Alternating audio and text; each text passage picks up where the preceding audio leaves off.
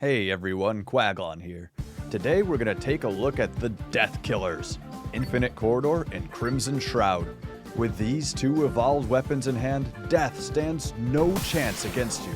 But how do you unlock these mighty weapons? Let's find out.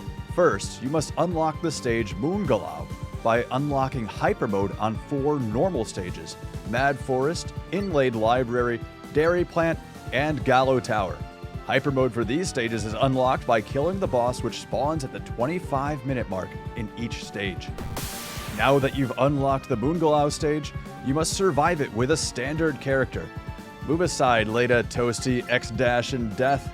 As you reach the 14-minute mark, strange things happen, and eyeballs begin to circle your character. Defeat the boss that spawns at the 14-minute mark, and you'll be transported to a new stage, Holy Forbidden, aka the Death Corridor. Upon entering this stage, you're reverted back to your basic level 1 self with just your starter weapons. No revives, no armor, no passives. You must traverse the corridor and reach the rosary at the end to stop the onslaught of enemies. You'll also find the yellow sign relic, which will reveal hidden items in every stage. Don't worry if you fail to reach the end of the corridor on your first try. Even if you die, you can start directly on this stage and try again.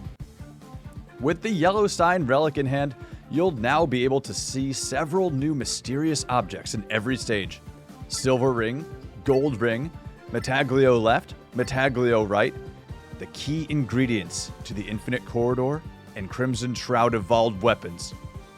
First, let's talk about the Infinite Corridor. Infinite Corridor is the evolution of the Clock Lancet and requires the silver ring and gold ring to evolve. In addition to this, all 3 of these items must be at maximum level.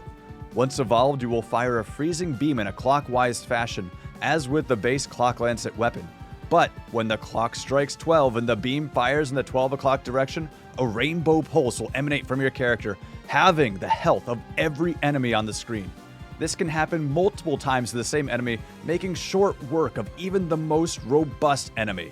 I'm looking at you, Death. Now that we know how to kill Death, we have to live long enough to do it.